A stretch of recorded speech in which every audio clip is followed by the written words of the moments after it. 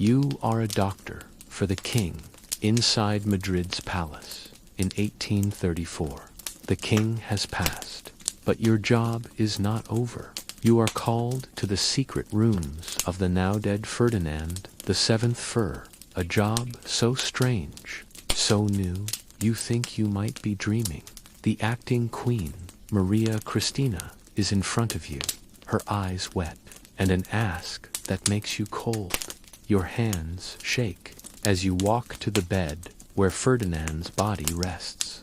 Even after death, the man who scared Spain for 20 years seems to laugh at you.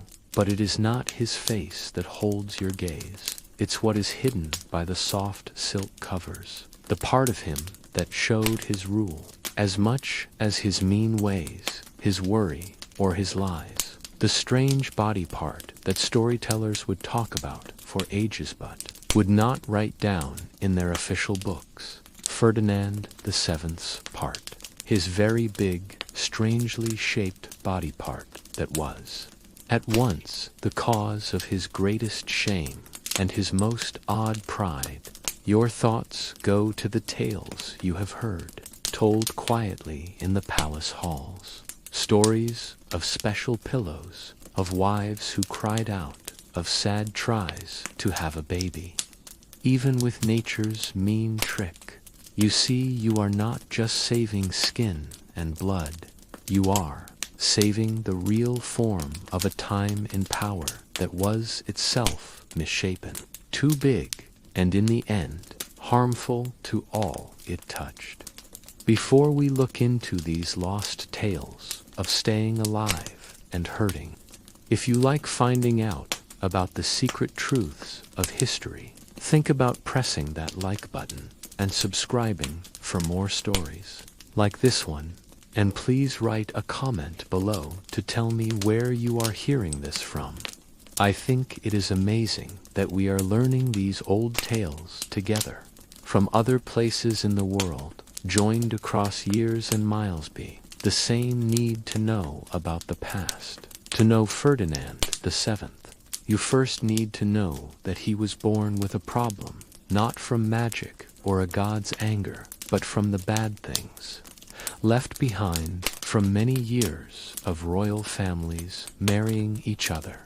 The Spanish Habsburgs and Bourbons had for a long time wed cousins to cousins, uncles to their nieces, making a family mess that showed up in all things, from troubled minds to bodies that were not formed right. Ferdinand came out of this unwell family line like a living picture of royal sickness. Born at El Escorial Palace on October 14, 1784, he was the son of Charles IV and Maria Luisa of Parma, a pair whose own wedding was a deal between two first cousins. The chance of being born healthy was not fair from the very beginning, and Ferdinand would feel the effects in the most private and shameful way as he grew from a boy to a young man. It was easy to see that nature had played a very mean trick on the future king of Spain. His parts started to grow in ways that doctors could not explain. By the time he was a teen, palace doctors were already talking softly about the king's strange body part, a thing so huge and oddly formed that it looked like it was from another world in its size. Old medical papers, kept secret in Vatican rooms for many years, tell of Ferdinand's part in doctors' words that still show the scariness of his body. One doctor said, "His Royal Highness has a part of such big size and odd shape that being close with someone may be very hard." Another was more direct. "The prince's part looks like a pool stick, thin like candle wax at the bottom, thick as a man's hand at the top, and long enough to be used as a walking cane." The effect on young Ferdinand's mind was terrible. In a time when a man's body was seen by old Greek ideas, where smaller was thought to be nicer, more hierarchical, Ferdinand's huge part made him seem like a strange person. The very thing that men today might want became a cause of deep shame for the king who was to come for Spain. Ferdinand's young life was a perfect lesson in problems that would have hurt a stronger boy, and instead it made a cruel ruler. His father, Charles IV, was not and liked hunting more than ruling.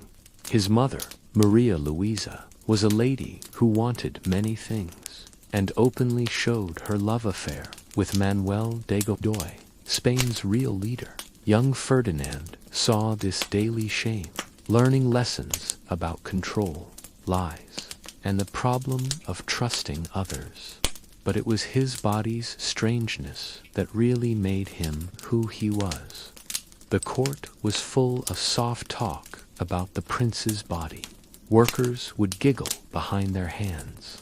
Court members made quiet jokes, and men from other lands told their leaders about the Spanish shame. Ferdinand learned very young that he was something to be laughed at, that his most private self was a reason for others to be amused. This shame made a deep, painful anger that would later show in how he treated Spain itself. Ferdinand started to see laughing everywhere, in the polite bows of his people, in the proper words of his teachers, in the fake smiles of girls he might marry. His worry was not completely wrong. People were really laughing at him, just not always for the reasons that he thought. The prince's teachers saw worrying changes in how he acted as he got older. He became quiet, wanting to hurt others and mean to those who helped him. Workers who made him unhappy would be told to leave. Or worse, Ferdinand was learning to use the control of his placebo, make up for the lack of control he felt about his body.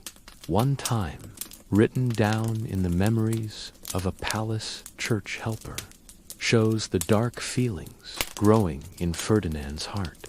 When a young helper boy by chance walked in on the prince getting dressed, Ferdinand did not just send him away.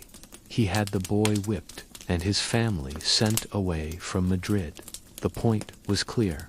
No one could see the prince's shame and not be punished, as Ferdinand got to an age to be married. The full size of his body's problem was seen by the royal doctors. Dr. Francisco Flores, the king's own doctor, left secret notice that give a scary look into the medical facts of Ferdinand's body. His Majesty's part, Flores wrote, shows a most strange shape.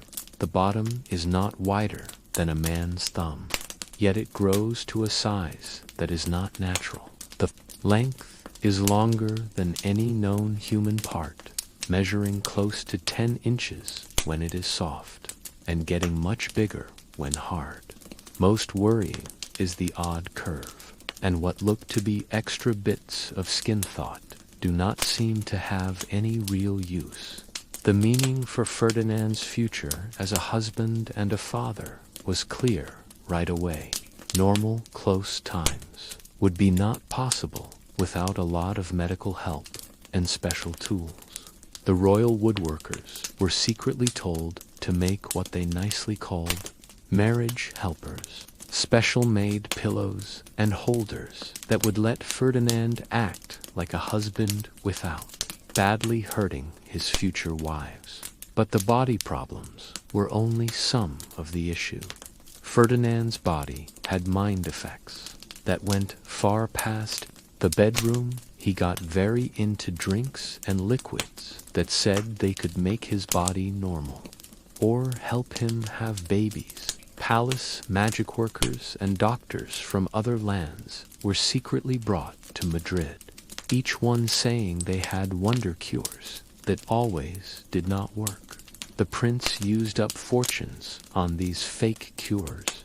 He drank mixes of ground, rhino horn, powder from pearls, and special plant stat were meant to fix his royal self.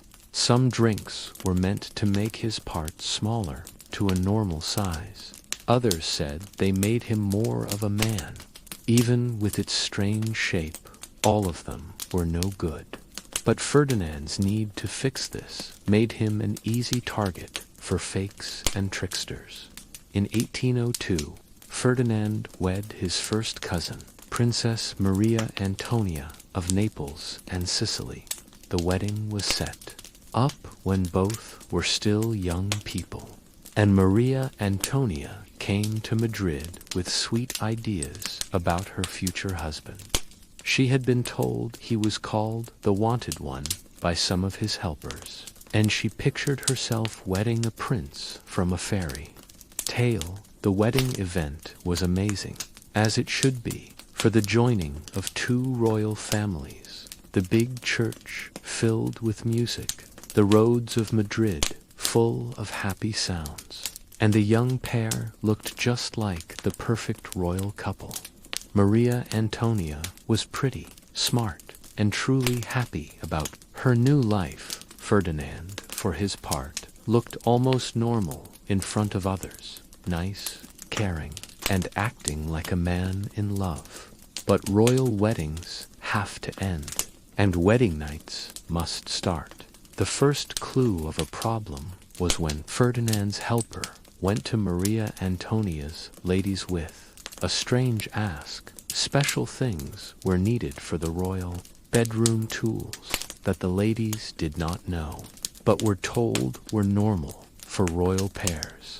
Special-made pillows were carried in bottles of oils and creams, and different things that looked more like doctor's tools than for love. Maria Antonia, kept safe and knowing little, like most royal brides of her time, did not know what any of this was. Her learning had been all about church, focusing on other languages, music, and how to act in court. The simple facts of married life had been told to her in the most unclear ways by worried older ladies who themselves knew little about the special problems she was about to have. When Ferdinand came into the wedding room, Maria Antonia's first look at her husband's bare body made her very scared. One lady helper, writing many years after, told what she saw. Her Majesty started to scream, as if she had looked at the devil himself. She moved back to the wall, pointing and yelling, "Monster, monster, monster," until we worried she had lost her mind completely.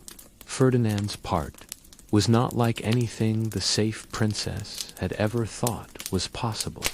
The great size of it scared her, but it was the strange shape, the way it bent and turned, the odd bumps along it, the almost not-of-this-world look of the whole thing that really made her break down. What happened next was less a sweet wedding night than a doctor's task. Ferdinand's special-trained doctors had to be brought in to tell the scared princess what she would have to do. The special pillows were set up, the oils were put on, and a thing started thought was more like a cutting operation than making love stories. From that time, hidden in private letters between palace doctors, show a scene of almost dreamlike trouble. Ferdinand needed the special-made pillow to hold his huge part, keeping it from hurting himself during close times. Even with these helps, the act was so upsetting for Maria Antonia that she needed medicine to get through it. The mind effect on both of them was awful. Ferdinand, already worried and not sure about his body, became even more strange one. He saw his wife's clear dislike, Maria Antonia, at the same time got what today's doctors would call bad sexual pain. She started taking more and more of the drug, at last getting stuck on the substance as a way to get away from the horror of her marriage duties. Their tries to have a baby became a planned, scary time that happened again and again with sad results. Ferdinand would call his doctors, who would get the room ready with its special tools. Maria Antonia would be given enough of the drug to make her still, but not asleep. The act would be done with cold care, after which both people would go back to their own parts of the palace to get better from their hard time. As months became years, with no baby coming, Ferdinand's strong need hit new levels. He was sure that his wife's clear hate was somehow stopping a baby from forming, and he started trying more and more strange ways to get over what he thought was her womanly problem. Palace papers show that Ferdinand told them to make special teastat would hold Maria Antonia down during their close times, keeping her from moving away or showing her hate. These leather and silk things were made by the same people who made the king's horse seats and hunting tools, adding a very troubling feel to the royal workrooms. The king also got very into timing their meetings based on star maps and moon times. He talked with fortune tellers and even people who did dark magic, who promised to line up the stars to help a royal baby be made. The palace became a safe place for fakes, selling baby-making drinks, magic charms, and special events that promised to get past. Bad luck of Ferdinand's misshapen body. One very needy time involved Ferdinand's meeting with a traveling holy man who said he was from the East. This so-called wise man made the king believe that his part's strange shape was really a sign of God's favor, that he was gifted with the dragon's rod and just needed the right events to unlock its baby-making power. For 3 months, Ferdinand put himself and his wife through strange events with smoke, singing, and body positions that were said to be from old Chinese books.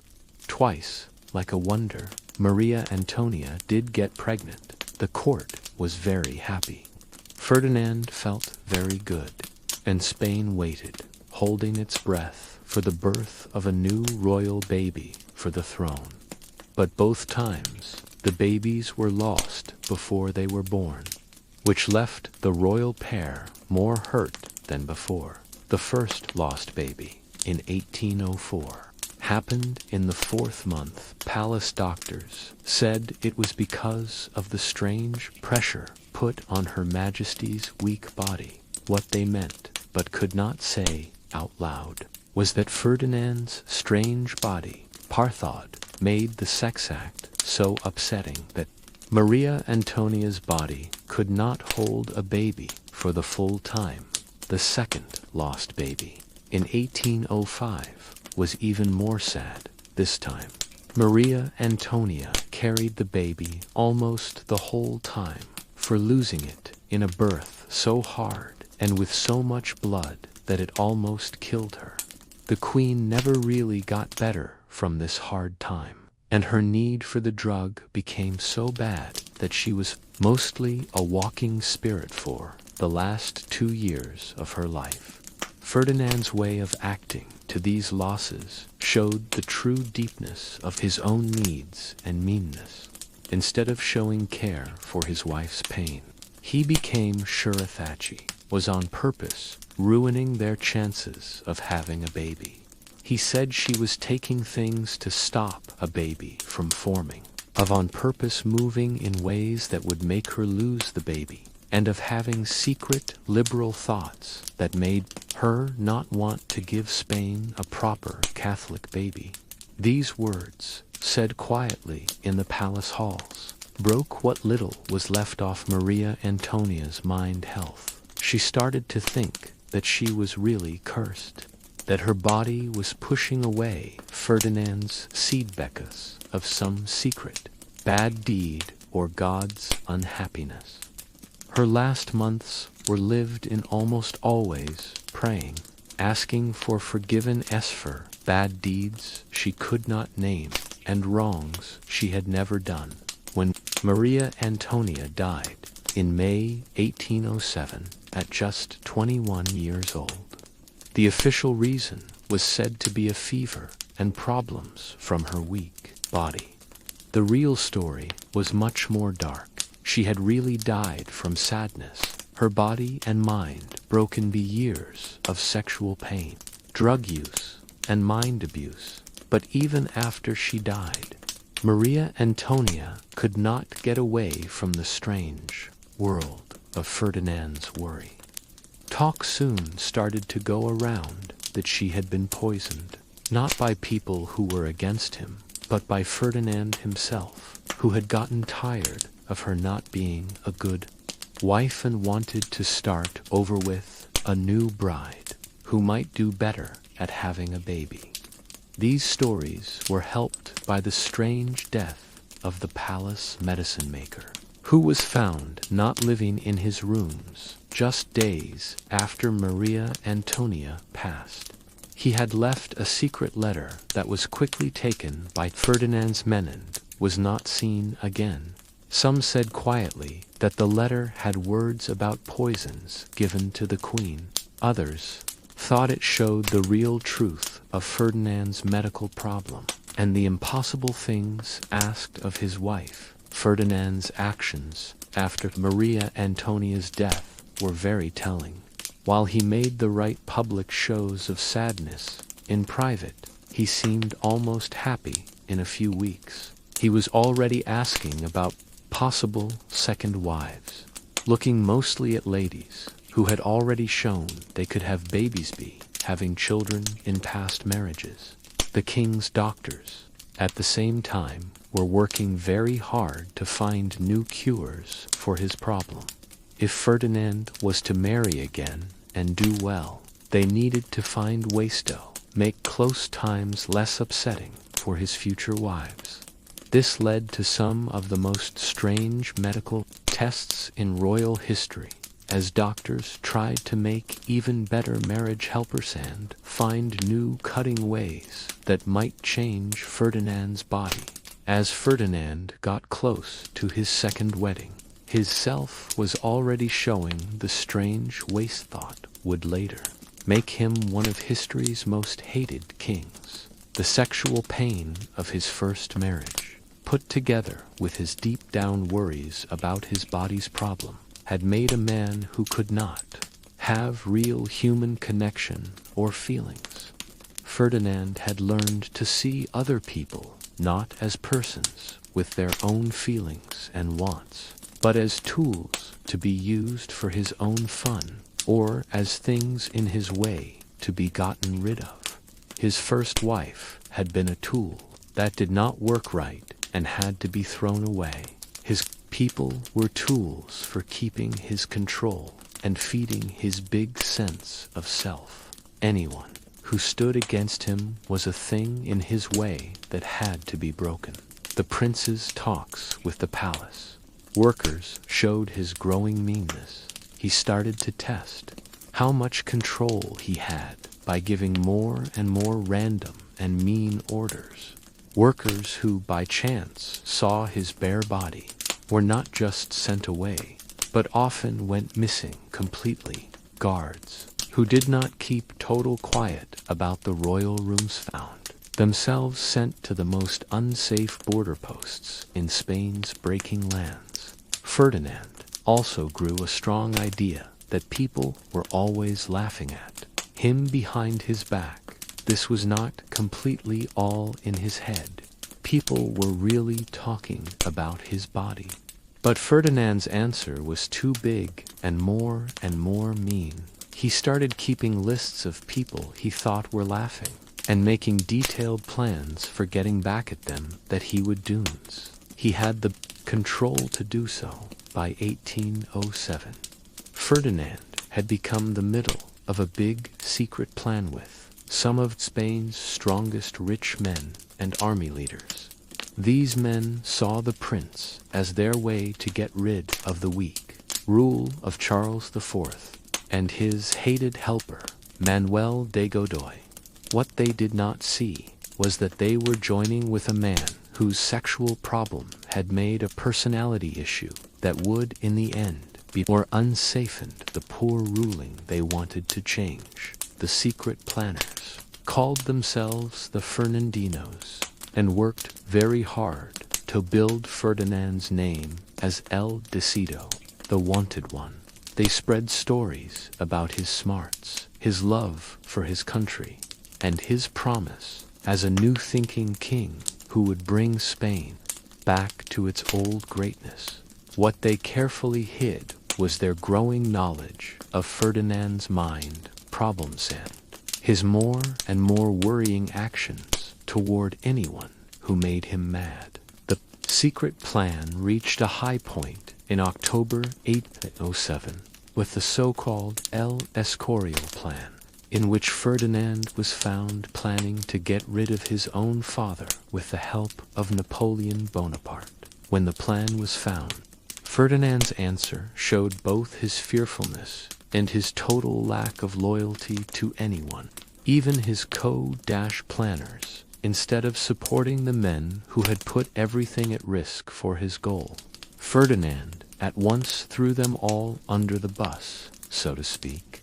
He gave full details about every part of the secret plan, named every person in it, and begged his parents to forgive him, while his helpers faced jail and being sent away.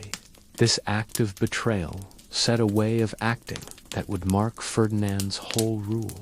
He would use people for his own goals, and then break tenth moment it was. Easy to do so, even as Ferdinand's political plans were happening. His medical problem kept getting worse. Palace doctors saw that his part was still growing and changing shape. These times seemed to give Ferdinand short bits of hope, followed by deep sadness when the truth was known. The Queen's fake pregnancies became a source of sad. Funen, a court already sinking in problems.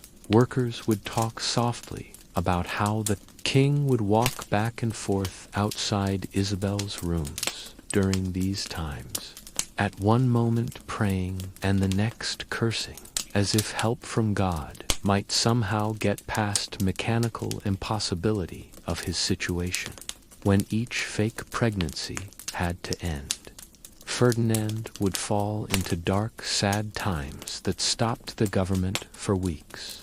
At a time in 1818, after 2 years of this nightmare marriage, Isabel at last got away through the only way open to royal women of her time, death. She gave in to what court doctors nicely called nerve tiredness. Though private letters from palace workers hint she may have sped up her own enthro. Quiet ways of self-harm. Her last words, her church helper said, were a prayer of thanks for her coming freedom. Ferdinand's way of acting to Isabel's death showed the full size of his mind. Break down instead of feeling sad for his wife. He became sure that she had been killed by anemia string to stop him from having a baby. He ordered body checks done by many doctors, looked for proof of poison, and had a few of Isabel's ladies-in-waiting put in jail on suspicion of a secret plan. The king's sadness could not be told apart from his worry, making a circle of anger and suspicion that used up everyone near him. The funeral of Queen Isabel became a dark show that scared even Ferdinand's helpers. The king insisted on looking at the body many times while it was being readied, touching the dead body and talking quietly about the lost chance of her womb. He ordered a death mask and had it put in his private rooms, where visitors said they saw him having talks with the not-living face of his dead wife. But Ferdinand's search for a baby could not be stopped by sadness or madness. In a few months of Isabel's burying, his helpers were already talking for a third wife. The problem now was finding a European princess who would marry a king's last wives had met such dark ends, and whose personal strange ways were becoming famous across the continent. The talks turned out to be harder than thought. A few possible brides pulled out their names after private talks with doctors who had worked at the Spanish court. Others asked for things never asked for before, including the right to separate rooms and having their own personal guards. Ferdinand's sexual problem had become a diplomatic issue that might cut Spain off from possible friends. In the end, the king's men found Maria Josepha Amalia of Saxony, a Saxon princess's family's very bad money situation made them willing to ignore Ferdinand's known bad name. Maria Josepha was 24 when she came to Madrid in 1819, older and more aware of the world than Isabel had been, but she brought the same faded hope that, showing both Ferdinand's growing age and the court's tiredness with royal wedding disasters, there were fewer guests from other lands, less fancy parties, and a clear feeling that everyone was just doing the steps of a rite that had already not worked twice before. Maria Josepha had been readied for her hard time better than Isabel, having gotten detailed talks from Saxon doctors who had spoken with their Spanish friends. She brought her own set of medical tools and liquids, along with a personal doctor who was an expert in hard marriage situations. Her way of handling the marriage was more like a doctor than romantic, seeing her royal duties as a medical problem to be fixed through a scientific way. This real-world way helped her better than Isabel's romantic newness, but it could not get past the basic impossibility of Ferdinand's problem.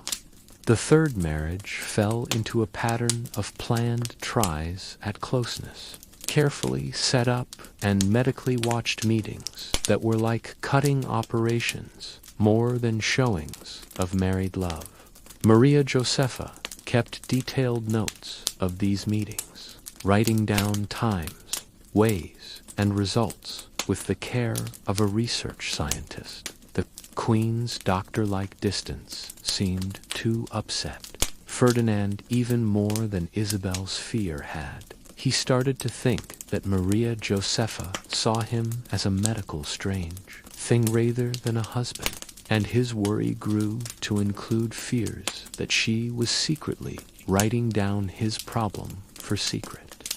Agents from other lands, the king's spies, said that the Queen kept up long letter writing with Saxon court doctors, sharing what Ferdinand thought were state secrets about his body. Meanwhile, Spain kept falling under the weight of Ferdinand's bad rule. The American lands had gotten their freedom one by one, taking with them the richest that had kept the Spanish Empire alive for 300 years. The king's focus on his sexual problem had left him unable to deal with the political and money problems that were tearing his kingdom apart. Cabinet meetings were put off when Ferdinand was having a hard time with his wife, and big choices were put off for weeks while the king talked with doctors about new ways to get a baby. The Spanish people, at first thankful for Ferdinand's return, had started to see the real price of their brought-back king. Rebellion grew in the cities. Medical helpers. Spain had become a joke in Europe. Its fall was shown by a ruler's most private failures had become known to all. In 1829, after 10 years of doctor-like marriage, Maria Josepha did what many had thought could not be done. She became pregnant. The news sent big shocks through the Spanish court and across Europe, where diplomatic writers buzzed with ideas about how Ferdinand had at last gotten past his body problems. Some said it was help from God. Others thanked new steps in medical ways, while the most doubtful watchers whispered about cheating and babies. Not from the king. Ferdinand's reaction to the pregnancy was a mix of great joy and fear. He hired more guards to keep Maria Josepha safe, brought in the best doctors from all over Europe, and had her rooms blessed by every church leader in Madrid. The king's great need to protect this wonder pregnancy was almost madness, as he became sure that enemies would try to ruin his long-awaited baby through magic or scientific ways. The pregnancy went on as normal until the 7th month, when Maria Josepha started having problems that palace doctors found hard to understand. Today's medical knowledge suggests she was having placental abruption, a problem that could have been handled with good care. But Ferdinand's meddling with her medical care, his insistence on talking to mystics and alchemists along with trained doctors, made a messy situation that made good help impossible. On May 18, 1829, Maria Josepha went into early labor. The birth was a horror that hurt everyone who was there. As Ferdinand insisted, unpersonally, watching over the event, even though he had no medical knowledge at all, the baby, a daughter, lived for only a few hours before dying from the problems of early birth. Maria Josepha lived through the birth but never got her strength back, dying 3 weeks later from what doctors called childbed fever, but which was more like liamix. Of sickness and sadness, Ferdinand's reaction to this double sad event showed the full breakdown of his mind. He refused to let either body be buried, saying that court doctors should keep trying to bring both mother and child back to life through more and more strange ways. For almost a week, the palace was filled with the smell of decay, as the king said no to the truth of his losses and told his medical team do impossible bring backs to life. When Ferdinand at last accepted that his wife and daughter were gone, he fell into a sadness so deep that court members feared for his life. He stopped eating, would not see helpers, and spent his days looking at the death masks had ordered for all 3 of his wives. The king had become a living spirit, haunting his own palace while Spain fell apart around him. But destiny had one last mean joke to play on Ferdinand. The 7th in 1829, at the age of 45, the king, who had spent years unable to have a living baby, suddenly found himself with an fourth marriage. His helpers, desperate to give steadiness to a falling kingdom, had found Maria Cristina of Naples as a possible bride. What they did not tell Ferdinand until after the marriage talks were done was that Maria Cristina was already pregnant by another man when she got to Madrid. The 4th wedding, done in 1829, was a silly event that tricked no one. Maria Cristina was clearly pregnant when she walked down the church path, carrying a child that could not possibly be Ferdinand's. The king, however, was so desperate for a baby that he happily accepted this clear lie, sure that God's plan had at last answered his prayers in strange ways. The birth of Isabella II in 1830 should have been the end of Ferdinand's search for a successor, but instead it became the cause of new worries. The king knew the child was not his own by blood, yet he had to keep up the fake story of her being keep his family line. His relationship with Maria Cristina was built on a shared lie. She acted like she respected him, while he acted like he believed her child was his own. Ferdinand's last years were marked by the same sexual problem that had defined his whole adult life, but now, with the extra weight of keeping a fake line of succession, he kept up his desperate tries at closeness with Maria Cristina, watched by the same line of doctors and experts who had seen his past failures.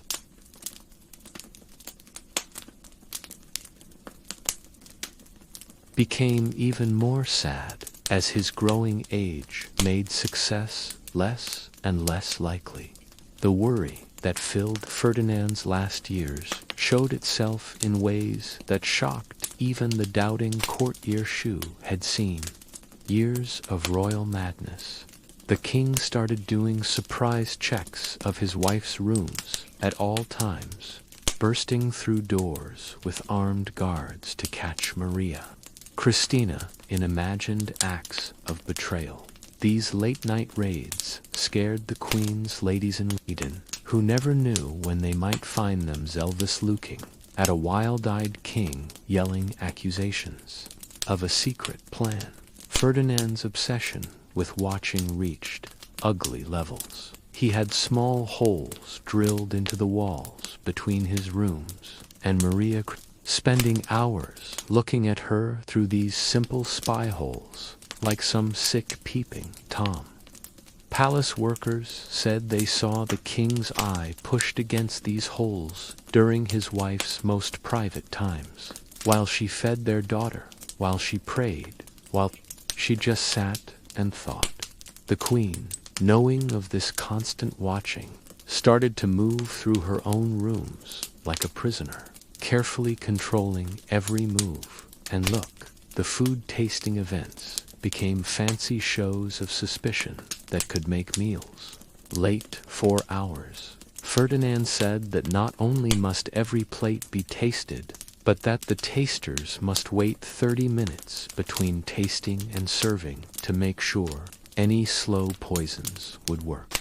The king watched these unlucky workers with the focus of a hawk studying its food, looking at their faces for any sign of worry that might mean poison. Several tasters fell from nerve tiredness under this constant watch, which only made Ferdinand's belief that murder tries were about to happen stronger. Maria Cristina, caught in this web of suspicion, started showing signs of the same mind breakdown that had taken Ferdinand's past wives. Her letters to her family in Naples, taken and read by the king's spies, showed a woman slowly losing her hold on her mind. She wrote of feeling always watched, of jumping at shadows, of finding herself not able to trust even her own workers. The queen described her life as being in a glass box, where every breath is watched for signs of rebellion. The king's paranoia went past his close family to include the whole court system. He started changing his personal guards every day, sure that long service would lead to being bribed enemy. Agents, cabinet helpers, found themselves put through loyalty checks that were almost silly. Ferdinand would say things that did not match in private meetings to see if helpers would fix his words, seeing any correction as proof of treasonous plans. The Spanish court, once the one all of Europe looked up to for its fancy ways and high culture, turned into a strange show of watching each other. Courtiers learned to talk in secret language, to not look the king in the eye, and to carry themselves with the careful sameness of diplomats in an enemy land. Talks were done in whispers. Friendships were made and broken based on how loyal one's Semeto fighting groups, and everyone knew that a wrong word could lead to jail or exile. Ferdinand's relationship with his baby daughter Isabella became another cause of sick worry. Even though he knew she was not his by blood, he both loved her as his errand, disliked her as proof of his sexual failure. The king would spend hours looking at the baby, searching her face for sins off looking like himself, or to possible fathers. He had artists make detailed pictures of Isabella at different baby stages, matching these pictures to paintings of himself and Maria, Christina's past lovers. The question of Isabella's fatherhood troubled Ferdinand with special strength because it was the final win of his sexual problem. Here was a child who would get his throne exactly because he had been unable to make proper children. The strangeness was not lost on him that his biggest political win, getting the line of succession, was at the same time his deepest personal failure. This conflict ate him like acid, poisoning his few happy moments with his daughter. Ferdinand started talking to family tree studiers and face readers, hoping to find scientific proof of Isabella's real parentage that would calm his doubts. These experts, knowing well the unsafe nature of their job, gave carefully unclear thoughts that could be seen as supporting whatever the king wanted to believe. Their written papers, kept in palace files, show the desperate new ideas of spalstering to please an impossible royal want while keeping their own lives safe. The king's efforts to control his wife's actions became more and more detailed and intrusive.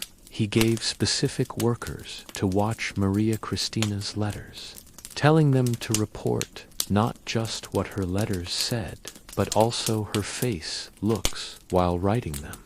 Ferdinand wanted detailed stories of the Queen's daily doings, including how long she spent praying, what books she read, and which courtiers she talked with during public events. Maria Christina's tries to keep some kind of normal royal life under this watch-needed great mind strength. She learned to put her feelings in boxes, showing a calm public face while in private dealing with the constant pressure of being watched. Her personal diary, found hundreds of years later, hidden behind a fake wall in her rooms, shows the price this watching took on her mind health. She wrote of feeling like a stage player who must never lose her role, even in my dreams.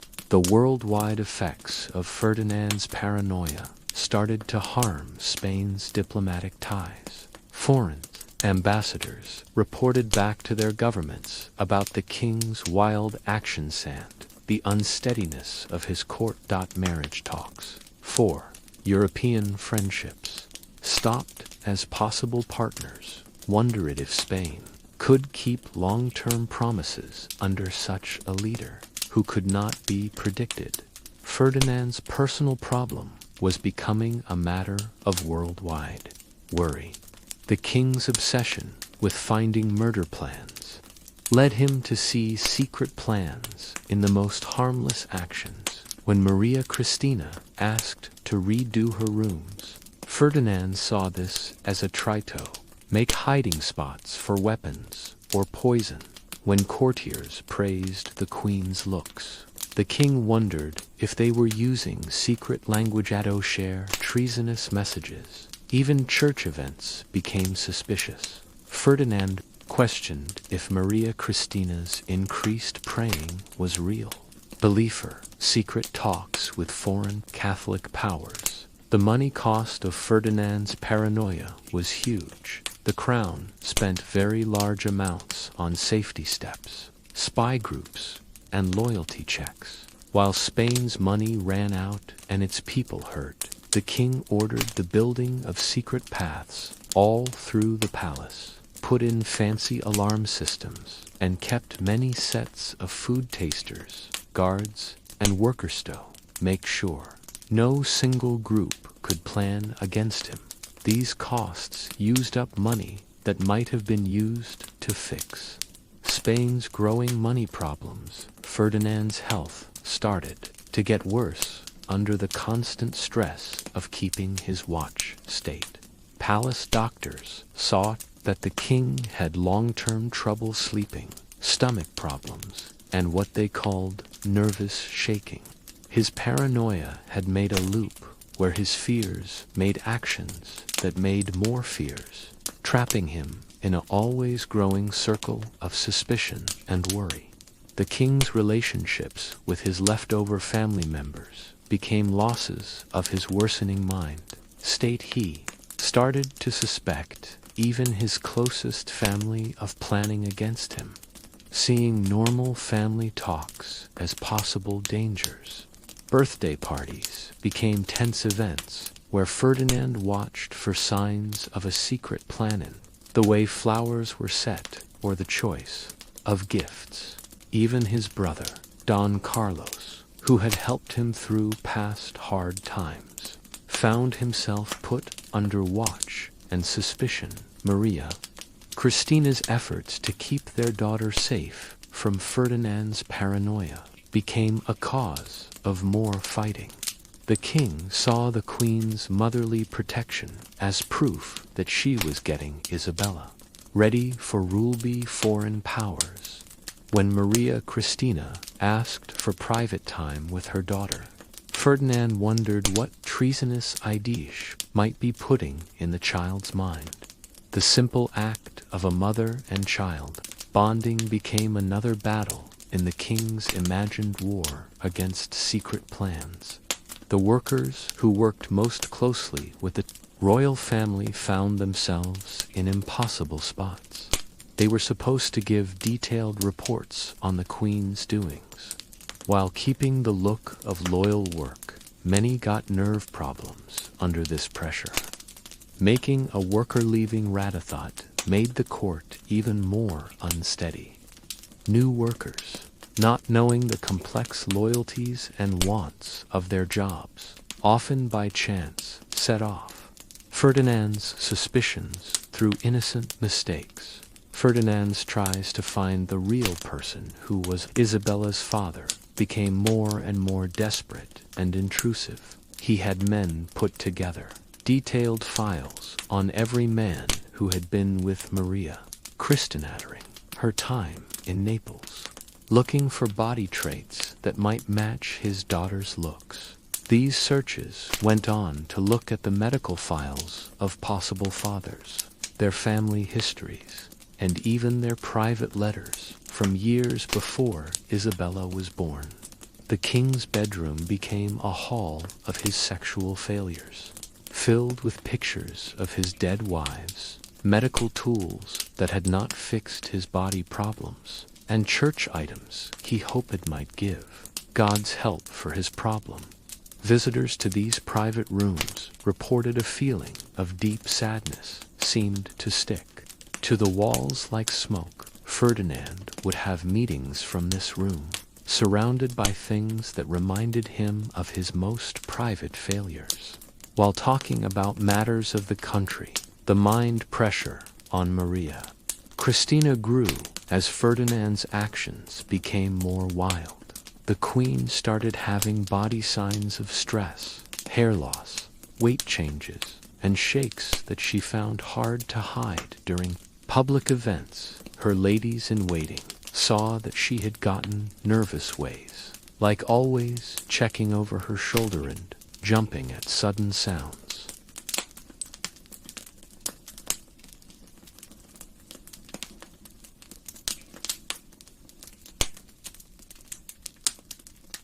Ferdinand's paranoia reached its strange end in 1832 when he became sure that Maria Christina was trying to poison him through close touch. The king started asking that his wife go through medical checks before any body contact, looking for signs of poisons that might be passed through skin touch.